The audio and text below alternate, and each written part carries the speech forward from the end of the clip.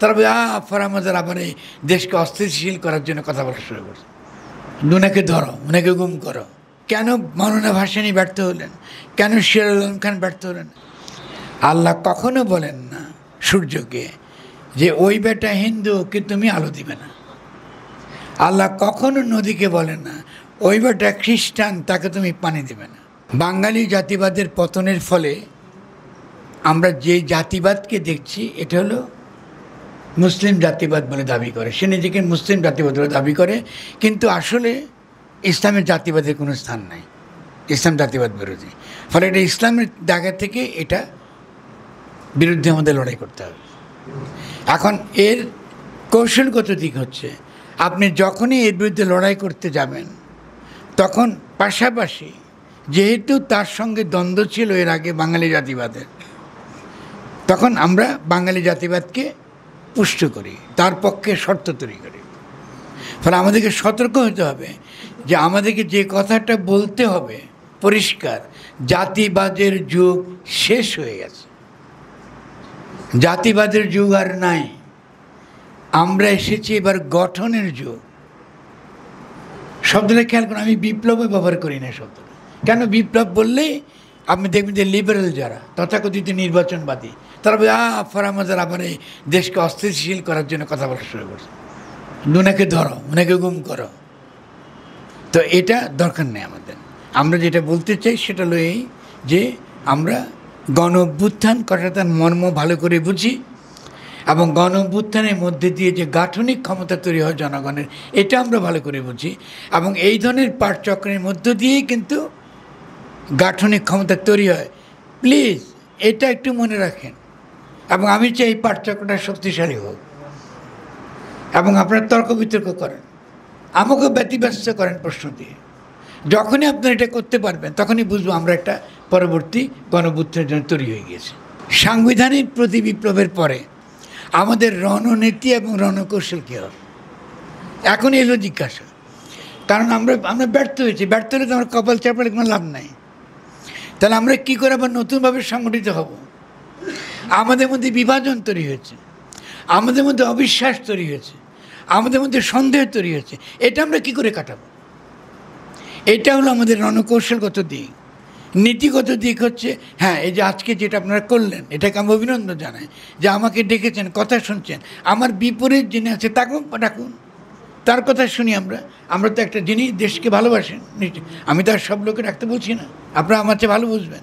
ফলে আমরা কথা বলি এবং আমাদের কনসেপ্ট, আমাদের ধারণার জায়গাগুলো, এটা আমরা একটু পরিষ্কার করি। ফলে আমাদের রণধ্বনি হলো গঠনের রাজনীতি। আমরা গঠন করতে চাই। আমরা ব্যর্থ হয়েছি একবার, দ্বিতীয়বার ব্যর্থ হব না। ফলে সেই গঠন করতে গেলে আমাদের কোথায় কোথায় যেতে হবে, কাকে পড়তে হবে, কাকে জানতে হবে, হ্যাঁ, খুব ভালো করে বুঝতে হবে। অতীতের ইতিহাস পড়তে হবে। কেন মৌলানা ভাসানী ব্যর্থ হলেন? কেন সিরাজুল আলম খান ব্যর্থ হলেন? আমাদের চেয়ে তো বড় গণ অভ্যুত্থানের দুটো লোক বাংলাদেশে গণ অভ্যুত্থানের 2 জন সেনাপতি আছেন।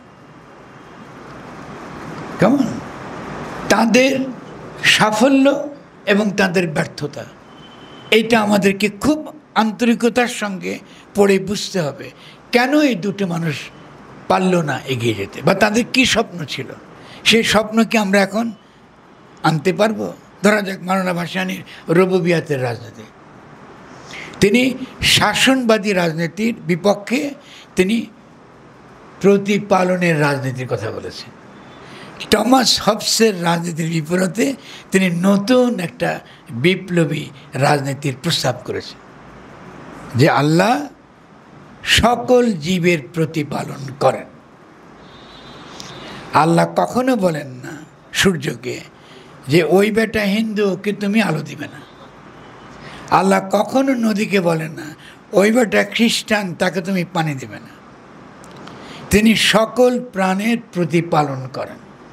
তাহলে সকল প্রাণের প্রতিপালনের যে ধারণাটা, এটা অত্যন্ত শক্তিশালী ধারণা। এটা আমাদের দেশের একটা মুসলিম প্রধান দেশে এই ধারণার যে সার্বজনীন রূপ, এটা সকল ধর্মকে আকৃষ্ট করে, এবং এটা গ্রহণ করব তার কাছে। এবং তিনি কি বলেছেন? আমরা শাসনবাদী রাজনীতি চাই না, শাসনবাদী রাজনীতি মানে টমাস হবসের লেভিয়াথান, এটা তিনি চান। তাহলে এই বাংলাদেশে বসে তার মতো একজন মানুষ, যিনি কি তিনি কওমি মাদ্রাসা একজন অনুসারী, সেখান থেকে তিনি নতুন যে রাজনীতির স্বপ্ন দেখিয়েছেন আমাদের, এবং সারা জীবন তার ব্যক্তিগত জীবনে ইসলামকে আঁকড়ে ধরেছেন। যে জীবন তিনি যাপন করেছেন এটা আমার রসুলের জীবনের মতনই, অতি কি মিসকিন।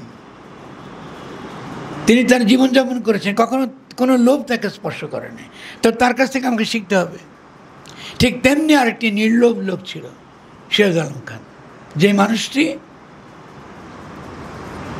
বলেছে যখন ছাত্র ইউনিয়ন সবচেয়ে শক্তিশালী, যিনি প্রথম বাংলা ভাষা, বাংলা সংস্কৃতি এবং একই সঙ্গে সঙ্গে প্রভিন্সিয়াল অটোনমির কথা বলে তিনি লড়াই করেছেন, এবং তিনি বলেছেন যে সুবে বাংলা কলোনিয়াল, এটা খুব গুরুত্বপূর্ণ বুঝতে পারে আপনাদের। সিরাজ আলম খান সময় ভুল ধারণা আছে, যে তিনি জাসদের সঙ্গে যুক্ত করে তাকে ভাবি আমরা জাসদকে মনে করি সিরাজ আলম খান, এটাও সম্পূর্ণ ভুল এবং ভ্রান্ত। তিনি কি বলছেন? তিনি বলছেন সুবে বাংলা, যে আমরা ইংরেজের কাছে হেরে গেছি যেদিন সিরাজউদ্দৌলার ময়দানে আমবাগানে মীর মদন এবং মোহনলালের সৈনিকদের হারিয়ে লর্ড ক্লাইভ এই বাংলা দখল করেছে। বাংলা, বিহার, উড়িষ্যা সেই বৃহত্তর যে গণপরিষদ, বৃহত্তর যে ভূগোল, এই ভূগোল তো ঐতিহাসিকভাবে এই ভূগোলের ইতিহাসের সঙ্গে আমরা যুক্ত। তাহলে আমাদের রাজনীতি হবে এই বৃহত্তর ভূগোলকে আবার পুনরুদ্ধার করা। তার মানে এই নয় যে কালকে ইন্ডিয়ার বিরুদ্ধে যুদ্ধ করতে হবে আমাদের, কিন্তু সুবে বাংলার স্মৃতিটা আমাদের আনতে হবে। সিরাজউদ্দৌলা সম্পর্কে দুনিয়ার যত আজে বাজে গল্প, এগুলোর বিরুদ্ধে লড়াই করতে হবে আমাদেরকে, কারণ আমাদেরকে ইতিহাসও ঠিক করতে হবে। ঠিক করতে হবে না? করতে হবে, সমালোচনা করতে হবে। তারা ফিউডাল ছিল, আমরা সেই ফিউডাল সমাজ চাই না, কিন্তু তার সঙ্গে সঙ্গে আমরা কি কলোনিয়ালিজম চাই? আমরা কি ইংরেজের গোলামি চাই? তা তো আমরা চাই না। তাহলে তিনি এই স্বপ্ন দেখেছেন, এবং ফলে তিনি কি করেছেন? তিনি মনে করেন সুবে বাংলাকে আমি জিততে, আমি এটাকে যদি সফল করতে চাই তাহলে অবশ্যই বাংলা ভাষা, বাংলার সংস্কৃতি, বাংলার ভূগোল, বাংলার প্রকৃতি, বাংলার প্রাণ, এই সমস্ত কিছু নিয়ে বৃহত্তরভাবে আমাকে চিন্তা করতে হবে। ইস নাম্বার ওয়ান। নাম্বার টু, আমি বিনয়ের সঙ্গে বলবো, আপনারা দয়া করে তার গণতন্ত্র বাংলাদেশ এই বইটা পড়বেন, যেখানে তিনি স্থানীয় সরকার, নতুন ধরনের প্রশাসন এবং রাষ্ট্র কী করে গড়ে তুলতে হবে তার অত্যন্ত অত্যন্ত গুরুত্বপূর্ণ আলোচনা করেছেন তার অভিজ্ঞতা থেকে, কারণ তিনি একজন অভিজ্ঞ মানুষ। ফলে অভিজ্ঞ মানুষের কাছে শুনতে হবে আমাদের। লড়াই করে গেছে, এই আরেকটি নির্লোভ মানুষ, তার কোনো লোভ ছিল না।